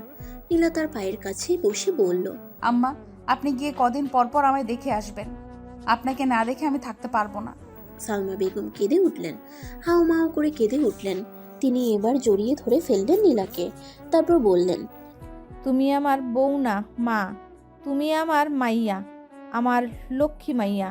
মাগো, তোমারে ছাইরা আমি থাকবাম কেমনে? আমার ঘর দোর আন্ধার হইয়া যাইব গো মা। নীলাও কাঁদছে, তার শাশুড়িকে জড়িয়ে ধরে কাঁদছে। তারপর তারা গেল বাড়ির পেছনে নাইমের কবরের কাছে, একসাথে কাঁদতে কাঁদতে। গিয়ে নীলা কবরের ভেতর থেকে এক মুঠো মাটি হাতে নিয়ে গুঁড়ো করে সারা গায়ে মেখে নিল তারপর বলল, আপনাকে আমি সঙ্গে করে নিয়ে যাচ্ছি। আপনি এখন থেকে সব সময় আমার সাথেই থাকবেন। এই দৃশ্যটা দেখে সালমা বেগম চিৎকার করে কেঁদে উঠলেন, যেন পৃথিবীতে এমন বেদনার দৃশ্য আরেকটিও নাই। নীলা চলে যাওয়ার সময় সালমা বেগমের পা ছুঁয়ে সালাম করলো। সালমা বেগম তাকে টেনে নিলেন বুকে নিয়ে তার পিঠে হাত বুলিয়ে দিতে দিতে বললেন, মারে, ভুইলা যাইবা তুমি না? নীলা ভিজা গলায় বলল, কোনো দিন না আম্মা, আমি ভুলতে পারবো না। বলে কেঁদে ফেলল এবং কাঁদতে কাঁদতে বাড়ির পথ ধরল নীলা। বাড়ি ফেরার 3 দিন পরেই তার শাশুড়ি চলে এলেন তাদের বাড়িতে। ফয়জুর রহমান তাকে দেখে অনেক অবাক হয়ে গেলেন। নীলা এসেছে মাত্র 3 দিন হয়েছে, এর মধ্যেই তিনি হঠাৎ চলে এলেন কেন? জাহানারা বেগম ঘরের রোয়াকে বসে নীলার মাথায় বিলি কেটে দিচ্ছেন। দীর্ঘদিন চুলের যত্ন না নেয়ায় কেমন ধূসর হয়ে আসছে তার চুল, অথচ ঘরে থাকতে এই চুলের কি যত্ন নিত নীলা। পরিপাটি হয়ে সেজেগুজে থাকতো সবসময় সে। নীলার চুলের ভেতর তেলে চুবিয়ে রাখা আঙ্গুল চালাতে চালাতে তাকে আদরে গলায় বকাঝকা করছেন তিনি। কি হাল করে রেখেছো দেহ চুলের? তোর শাশুড়ির কি তেল কেননের পয়সা নেই? মার এইসব আহ্লাদি কথাই রাগ করা উচিত নয়, কিন্তু নীলার রাগ উঠে যায়, তার মুখ কেমন ভার হয়ে থাকে। জাহানারা বেগম তাই আবার ওর মাথায় আস্তে করে চাটি মারেন, তারপর বলেন, শাশুড়ির জন্য একেবারে বিরাট দরদ হয়ে গেছে, কিছুই বলা যায় না। মুখ ভার করে ফেলে তিনি। জগতে এমন শাশুড়ি আর নাই। কিপটে একটা শাশুড়ি, তার জন্য এত দরদ? নীলা এবার কথা বলে, সে চাপা গলায় বলে, আম্মা তিনি কিপটে না, তার মন কত বড় তুমি জানো না। আমার চেয়েও বড়? জানি না। জাহানারা বেগম অনেকক্ষণ চুপ করে থাকেন, তারপর বলেন, তোর বড় মামা একটা আলাপ করেছিল, ছেলে প্রাইমারি স্কুলের শিক্ষক, বয়স কম, স্ত্রী সন্তান যোগে মারা গেছে। নীলা চুপ করে রইল, তার ভেতরটা কেন জানি হঠাৎ নাড়া দিয়ে উঠল। মুখ ভেঙে কান্না এসে যেতে চাইছে খুব। সে দ্রুত আঁচলে মুখ ঢাকলো। জাহানারা বেগম লক্ষ্য করে বললেন, বোকা মেয়ে, এইভাবে তো দিন যাবে না। মেয়ে হয়ে জন্মাইছিস, একা একা তো আর জীবন কাটবো না। আমরা কয়েকদিনই বাঁচবো বল। নীলা আঁচলে মুখ ঢেকে কেঁদে ফেলে। জাহানারা বেগম তাকে কাছে টেনে নেন, তারপর ভেজা গলায় বলেন, কপাল, সবই কপাল রে মা, না হলে এই দিন কেন ঘটবো তোর? নীলা তার কান্নামাখা গলায় বলে, পারবো না আমি আম্মা, এনারে ভুলে গিয়ে নতুন কাউরে। জাহানারা বেগম আর কোনো কথা বলেন না, তার নিজেরও খুব কান্না এসে যায়। তাই তিনি কান্না লুকোতে কৌশল করে এখান থেকে উঠে রান্নাঘরের দিকে চলে যায়। তারপর কাঁদেন, লুকোচুরি করে কাঁদেন। খালিদের সাথে উঠোনে বসে নীলা গল্প করছে। খালিদের কি যে রাগ আর অভিমান ছিল তার বোনের প্রতি, সে তো প্রথম কথাই বলতে চায়নি, সে একেবারে বলে দিয়েছে। যে আমায় একা রেখে চলে যায় তার সাথে কথা বলি না আমি। তারপর নীলা তাকে কত করে যে রাগ ভাঙিয়েছে। খালিদ একটা কাঁঠাল পাতা কুড়িয়ে এনেছে, সে সেই পাতা নিয়ে নীলার কাছে এসে বলল, বুবু কাঁঠাল পাতা খাই। নীলা তার কান টেনে ধরে বলল, তুই কি ছাগল? খালিদের তখন ভীষণ রাগ পেয়ে বসে। সে তেড়ে যায় নীলার দিকে, বলে, তোমার জামাই ছাগল। নীলার শূন্য বুকটা কেমন ধক করে কেঁপে ওঠে, তখন চোখ ছলছল করে উঠে লবণ জলে। পায়ের নিচ থেকে মাটি সরে যেতে থাকে দূরে। খালিদ তার বোনের ফ্যাকাশের মুখটার দিকে তাকায়, তাকিয়ে থাকে আর তাকিয়েই থাকে এক দৃষ্টিতে। ফয়জুর রহমান ক্ষেতে কুমড়োর মাচা বাঁধছিলেন। ক্ষেতের গা ঘেঁষে ছুটে গেছে শহরের দিকে কাঁচা সড়ক। সেই সড়কে একজন মেয়ে মানুষকে হেঁটে আসতে দেখে তিনি হঠাৎ থমকে দাঁড়ালেন। এই মহিলাকে তিনি চেনেন, নীলার শাশুড়ি সালমা বেগম। তিনি বুঝতে পারলেন না কিছুই। নীলা বাড়ি ফেরার 3 দিন পরে তার শাশুড়ি চলে এলেন তাদের বাড়িতে। ফয়জুর রহমান তাকে দেখে অবাক হয়ে গেলেন। নীলা এসেছে মাত্র 3 দিন হয়েছে, এর মধ্যেই তিনি হঠাৎ চলে এলেন কেন? সালমা বেগম দূর থেকেই চিনে ফেললেন ফয়জুর রহমানকে দেখে, তাই কাছে এসে বললেন, থাকতে পারলাম না বেয়াই। মেয়েরে সাইরা কি একলা একলা থাকন যায়? এই 3 দিন আমার কাছে মনে হয়েছে 3000 বছর। ফয়জুর রহমান অবাক হলেন ঠিক, কিন্তু তিনি এমন ভাব করলেন যেন সালমা বেগমের এখানে হঠাৎ করে চলে আসাটা অস্বাভাবিক কিছু নয়। ফয়জুর রহমান মাচা বাঁধার কাজ রেখে সালমা বেগমের ব্যাগটা হাতে নিয়ে বললেন, আসেন বেয়াই সাহেব। তারপর যেতে যেতে কত কথা বললেন তারা। সালমা বেগম জিজ্ঞেস করলেন নীলার কথা, আর ফয়জুর রহমান জিজ্ঞেস করলেন সেলিমের কথা, গোয়ালের গরু বাছুরের কথা, ধানি ক্ষেতের কথা। জাহানারা বেগম নীলার শাশুড়িকে এভাবে হঠাৎ চলে আসতে দেখে চমকে উঠলেন। মনে হলো তিনি রাগও হয়েছেন খানিক। কেন জানি তার ঈষৎ রাগ সালমা বেগমের প্রতি। মেয়ে বিধবা হলো বলেই কি না কে জানে, কিন্তু এতে সালমা বেগমের কি দোষ? তিনিও তো ছেলে হারিয়েছেন, এই জন্য তিনি দোষবেন কাকে? নীলা এসে সালমা বেগমকে সালাম করলো। সালমা বেগম তাকে বুকে টেনে নিয়ে তার কপালে চুমু খেলেন, তারপর বললেন, লক্ষ্মী মা আমার। নীলা বলল, আম্মা আপনি কেমন আছেন? সালমা বেগম বলেন, মাগো, তোমারে ছাড়া এক দণ্ড ভালো থাকতে পারি না আমি। আমার কিছু ভালো লাগে না, খালি কান্দন পায়। নীলা বলল, আমারও খারাপ লাগে আম্মা। সালমা বেগম বললেন, তোমার সাথে নিয়ে যাই আম্মা, আমি তোমারে ছাড়া থাকতে পারতাম না আমি। নীলা চুপ হয়ে যায়। সে জানে তার বিয়ের আলাপ হচ্ছে, তার মা ওখানেই বিয়ে দিয়ে দিতে চাইবেন তাকে, কিন্তু নীলার বিয়ে করার ইচ্ছে নেই মোটেও। সে যে নাইমকে ভালোবাসে। সালমা বেগম বললেন, যাইবা না মা আমার সাথে? নীলা বলতে চাইছিল কিছু একটা, এর মধ্যে জাহানারা বেগম এসে গেলেন এখানে। তিনি এসে বললেন, বিয়ান সাহেব, মেয়ের বিয়ের আলাপ আসছে একটা, পছন্দ হলে হয়ে যাবে বিয়েটা। সালমা বেগম যেন হঠাৎ আঁতকে উঠলেন। তিনি কি বলবেন বুঝতে পারছেন না। তার চোখ কেমন ছলছল করে উঠেছে জলে। মুহূর্তেই তিনি বুঝে গিয়েছেন নীলার প্রতি তো তার কোনো অধিকার নাই এখন আর। তিনি কি আর জোর করতে পারবেন নীলাকে নিয়ে যাওয়ার জন্য? তবুও একবার তিনি বললেন, বৌমারে ছাড়া আমি থাকবাম কেমনে? কথাটা বলে কেঁদে উঠলেন সালমা বেগম। জাহানারা তখন তাকে বুঝিয়ে বললেন, বোন, কি করবে, সবই কপাল। সেলিমের জন্য ঘরের বউ আনেন, নতুন বউ কাছে থাকলে নীলার কথাও অতটা মনে পড়বে না। আর মনে পড়লে মাঝে মধ্যে এসে নীলাকে তার শ্বশুরবাড়িতে দেখে যাবেন। সালমা বেগম সেলিমের নামটা শুনে বলতে চেয়েছিলেন, সেলিমের লাইগা যদি বৌমারে রাইখা দেই, কিন্তু এই কথাটা বলতে গিয়ে তার কেমন বাঁধলো। মনে মনে তিনি ভাবলেন, নীলা যদি এটা মেনে না নেয় তখন। রাতে সবার সাথে খাবার খেতে বসলেন সালমা বেগম, কিন্তু তিনি দেখলেন তার গলা দিয়ে খাবার নামছে না। গলায় কাটা হয়ে বিঁধে আছে ওই কথাটা। তিনি ফৈজুর রহমান সাহেব কিংবা জাহানারা বেগমের কাছে সেলিমের সাথে নীলার বিয়ে নিয়ে কথা বলতে চান, কিন্তু নীলাকে ভয় পেয়ে বলতে পারছেন না। নীলা যদি মেনে না নেয়, তিনি কি কথাটা তুলে দেখবেন একবার? নীলা তো মানতেও পারে না। তখন ভোর সকাল, গাছের পাতা ভেদ করে ফুলের মতো ফুটে উঠেছে লাল টুকটুকে দিবাকর। এই সময় জানালায় দাঁড়িয়ে একজোড়া দোয়েলের প্রণয় দৃশ্য দেখছিল নীলা। আর তার মা জানালার কাছেই মাথার দিকে বেড়ে ওঠা সবুজ পোশাক তুলে রাখছিলেন তার আঁচলের পেটে। সালমা বেগম তখন আমতা আমতা করে নীলাকে বললেন, বৌমা, তুমি আমারে পছন্দ করো না মা? নীলা খানিক চমকালো, তার চোখ মুহূর্তের জন্য পলক ফেলল। তারপর খানিক সময় চুপ করে থেকে সে বলল, আম্মা। সালমা বেগম মাথার উপরে তুললেন। নীলা আবার বলল, আম্মা, আপনাকে আমি অনেক অনেক পছন্দ করি। আমি যা বলি তা শুনবা তুমি মা। আমি তোমার কাছে কিছু চাইলে তুমি তা দিবা? নীলা কথা বলল না, সে চুপ করে রইল। সালমা বেগম ফের বললেন, আমার একটা কথা রাখবা মা। এই কথাটা রাখলে সারা জনম তোমার দাসী হইয়া থাকবাম মা। সালমা বেগম নীলার একটা হাত টেনে ধরে কেঁদে উঠলেন।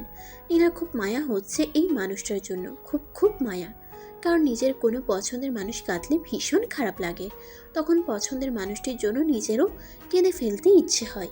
কিন্তু নীলা কাঁদলো না এবং কথাও বলল না। সে তাকালো সামনে। বাইরে মাচার উপর বসে থাকা দুটো দোয়েল একটি ঠোঁটের উপর অপরটি ঠোঁট রাখলো। নীলার চোখ কেমন ভিজে উঠছে জলে। সালমা বেগম কাঁদছেন। তিনি আজ নিজেকে অনেক বড় অসহায় মনে করছেন। নীলাকে যে তিনি এত ভালোবাসেন তা আগে অতটা টের পাননি তিনি, কিন্তু এখন তাকে হারানোর ভয়ে বুঝতে পারছেন নীলাকে তিনি অনেক বেশি পছন্দ করেন। তাকে ছাড়া তিনি কিছুতেই থাকতে পারবেন না। সালমা বেগম আবার বললেন, বৌমা, তোমারে আমি নিয়া যাইব মা, সাথে করে নিয়া যাইব। জাহানারা বেগম বাইরে থেকে সবকিছু লক্ষ্য করছেন, শুনছেন। মনে মনে তিনি ভীষণ রাগ পাচ্ছেন, কিন্তু সেই রাগ তিনি প্রকাশ করলেন না। সালমা বেগম অবশ্য এসব খেয়াল করছেন না। তিনি নীলার পাশে জানালার সামনে দাঁড়িয়ে ডাকলেন, বেআইন। জাহানারা ডাকলেন। সালমা বেগম এবার বললেন, সেলিমের লাইগা বৌমারে আমি নিয়া যাইব। জাহানারা বেগম কিছু বলার আগেই নীলা ওখান থেকে দৌড়ে চলে গেল ঘরের ভেতর। জাহানারা বেগম খানিক সময় চুপ থাকলেন, তারপর বললেন, আপনারা বিয়ের সাথে আলাপ করেন, এসবে আমি নাই। সালমা বেগমের কেমন আশা আশা লাগছে। কেন জানি তার মনে হচ্ছে ফৈজুর রহমান অমত করবেন না এতে। একলা একা ঘরের দরজা বন্ধ করে দিয়ে বালিশে মুখ লুকিয়ে নীলা কাঁদছে। তার কেন জানি হঠাৎ নিজেকে অসহায় অসহায় লাগছে। তার শাশুড়ির প্রতি খুব রাগ হচ্ছে, আবার নাইমের কথাও মনে পড়ছে খুব। কিন্তু সমস্যা হলো নাইমের মুখের অবয়ব তার স্মরণে নেই। সে তীব্র চেষ্টা করে যাচ্ছে তার মুখের অবয়ব চোখের সামনে আনার জন্য, কিন্তু আসছে না। নীলা মনে মনে ডাকলো, নাইম, নাইম, এই নাইম। নাইম তার ডাকে মোটেও সাড়া দিল না। নীলা এখন ভাবছে সেলিমকে নিয়ে। নীলা জানে তার বাবা সেলিমের ব্যাপারে অমত করবেন না, কিন্তু সে ভাবছে সেলিমকে নিয়ে সে কি করে সংসার করবে। নাইমকে ছাড়া তো সে আর কাউকে ভালোবাসে না। সালমা বেগম অবশেষে সবকিছু খুলে বললেন ফৈজুর রহমানের কাছে। ফৈজুর রহমান শুনে বললেন, মেয়ে তো আর জীবনভর একলা থাকতে পারবে না, বিয়ে শাদী তো তারে দিতেই হবে। কিন্তু সেলিমের ব্যাপারে অমত করে নাকি আল্লাহ জানে। সালমা বেগম তখন বললেন, আমি যেমনেই হোক রাজি করাইবো রে, যেমনেই হোক রাজি করাবো বেয়াই। ফৈজুর রহমান বললেন, দেখেন তারে বইলা দেখেন, মেয়ে রাজি হইলে তো আমার কোনো সমস্যা নাই। আমার দুঃখী মেয়েটার যদি সুখ হয় তাইলেই আমার মনও একটু শান্ত হয়। সালমা বেগম নীলার দু হাত টেনে ধরে বললেন, মাগো, তোমার কাছে এই একটাই আর্জি আমার, তোমারে আমি হারাইতাম চাই না গো মা, তুমি রাজি হইয়া যাও মা। সালমা বেগমের চোখে টলমল করছে জল। তিনি শক্ত করে ধরে আছেন নীলার দুটো হাত। তিনি এমনভাবে ধরেছেন যেন নীলাই একমাত্র তাকে রক্ষা করতে পারে। নীলা যেন এই বিপদের দিনে তার ত্রাণকর্তা, যেন নীলার হাত দুটো অথৈ সাগরে ভাসতে থাকা কোনো খড়খুটো, আর তিনি জলে ডুবে যেতে থাকা কোনো নাবিক। ডুবে যেতে যেতে বাঁচার জন্য তিনি আঁকড়ে ধরেছেন সেই খড়কুটো। তিনি বাঁচতে চান, বাঁচতে তাকে হবেই, যেভাবেই হোক। নীলা ভাবলো, অনেকক্ষণ ভাবলো, কিন্তু তার মন সাই দিচ্ছে না। অবশেষে তার কাছে এলেন ফৈজুর রহমান। তিনি এসে নীলার পাশে বসে ডাকলেন, মারে। নীলা তাকালো, তার চোখ ফোলা ফোলা। দীর্ঘ সময় ধরে কাদার জন্য এমন হয়েছে। ফৈজুর রহমান বড় অনুনয়ের গলায় এবার বললেন, মারে, জগতে যদি কয়েকজন ভালো মানুষ থাকে তার মধ্যে তোর শাশুড়িও একজন। এই মানুষটার মনে কোনো প্যাচগোছ নাই রে মা, বড় সরল মহিলা তিনি। তোর কপাল মা, এমন একজন শাশুড়ি পাইছোস। তিনি যদি তোরে তার ঘরে রেখে দিতে চান তাইলে মা অমত করিস না। নীলা সবকিছু শুনেও চুপ হয়ে আছে। কি বলবে বুঝতে পারছে না। তার মনে বারবার একই কথা বাজছে সুরের মতো করে, নাইমকে কি করে ভুলে যাব আমি, নাইমকে কি করে ভুলে যাব আমি। ফৈজুর রহমান আবার বলা শুরু করলেন। তিনি বললেন, নিয়তি হলো মা পরম সত্যের নাম, এই সত্য মেনে নিতে হবে মা। সেলিমের সাথে না হইলেও অন্য কারোর সাথে তোর বিয়ে হবেই। জীবন তো আর এভাবে কাটবে না, আমরাও বেঁচে থাকবো না চিরদিন। একটু কষ্ট লাগলেও মেনে নে মা, দয়া করে মেনে নে। নীলা হাউমাউ করে তখন কেঁদে উঠল। বাবাকে সে না বলতে পারবে না, বাবাকেও যে প্রচণ্ড ভালোবাসে সে। অবশেষে নীলা রাজি হলো, যদিও তার মন সাই দিচ্ছে না, কিন্তু বাবা আর শাশুড়ির মন রাখতে তাকে রাজিও হতে হলো। এছাড়া আর কোনো উপায় ছিল না যে তার। মানুষ তো বরাবরই এমন, বাস্তবতার কাছে তাকে হাঁটতে হয় বারবার। পরম সত্য নিয়তিকে তার মাথা ঠুকে প্রণাম করতে হয়। আজ নীলার বাসর না, প্রথম বাসর নয়, এটা তার দ্বিতীয় বাসর। কিংবা প্রথম দ্বিতীয় বলে কোনো বিশ্লেষণ নেই, এটা তার শুধুই বাসর। সে অবশ্য প্রথম বাসরের মতো অত সেজেগুজে বসে আছে না এখন। মুখে কোনো রং মাখেনি, কানে হাতে দামি ফুল চুড়ি নেই তার। সাধারণ একটা শাড়ি পরে বসে আছে সে। অপেক্ষা করতে তার আজ খুব ভালো লাগছে। তার মনে হচ্ছে এই অপেক্ষাতেই জীবন কেটে যাক, সেলিম আর না আসুক এখানে, সে একাই বেশ থাকবে। কিন্তু সেলিম এসে গেছে। দরজায় টোকা দিয়েছে পরপর 3 বার। নীলা দরজা খুলে দিলে সে ভেতরে এসে লজ্জিত মুখে নিচের দিকে তাকিয়ে বলল, একটা বালিশ আর কাঁথাটা দেন, আমি মেঝেতে শুয়ে পড়বো। খানিক সময় চুপ থাকলো, তারপর অতি কষ্টে মুখটা উপরের দিকে তুলল। সেলিমের দিকে তাকিয়ে সে হকচকিয়ে গেছে। এ কি সেলিম? তার সন্দেহ হচ্ছে, কারণ তার সামনে যে দাঁড়িয়ে আছে তার চেহারার অবয়ব নাইমের, একেবারে হুবহু নাইমের। সেলিম কাঁপছে ভয়ে এবং লজ্জায়। তার মুখে প্রবল আড়ষ্টতা, দেখতে লাগছে বোকাদের মতো। সেলিম আবার বলল, বালিশ আর কাঁথাটা দিন, আমি নিচে শুবো। নীলা এবার হেসে ফেলল, হেসে বলল, আপনার জায়গা তো নিচে নয়। সেলিম এবার হেসে ফেলল।